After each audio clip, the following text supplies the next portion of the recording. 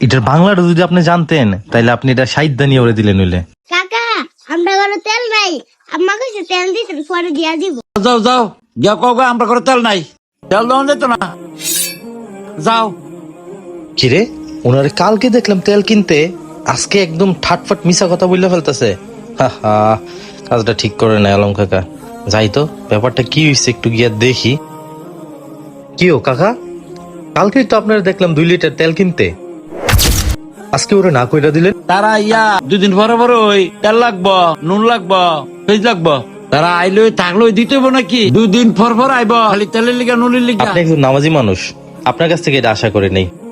আপনি তো নামাজ পড়েন, নামাজের মধ্যে সূরা মাউন পড়েন নাই? সুরা মাউন ওই আড়াতলা জিও না। ও বাবা এটা পড়ছি তো বাবা। এটার বাংলাটা যদি আপনি জানতেন তাইলে আপনি এটা সাহিত্যা নিয়ে ওরে দিলেন হইলে। ওই সূরার মধ্যে আল্লাহ বলছে, পরিতাপ দুঃখ তাদের জন্য যারা তাদের ঘরের গৃহস্থালির ছোটখাটো জিনিস তেল নুন পেঁয়াজ এই সমস্ত সাহায্য দানে বিরত থাকে। তাইলে যে আপনি নামাজ পড়লেন, নামাজ পড়ার জন্য আল্লাহ কি বলছে? যে আপনার জন্য পরিতাপ। যে লোক এই সমস্ত সাহায্য করে না তার জন্য আল্লাহ পরিতাপ বলছে। এই যে আমাদের কাছে মানুষ ছোটখাটো জিনিস সাহায্য চাইতে আইলে আমরা দেই না, আমরা এটার পাপ মনে করি না, অথচ আল্লাহর ভাষায় এটা পাপ। তাহলে আপনি কি কাজটা ঠিক করছেন? কি করবেন তাইলে?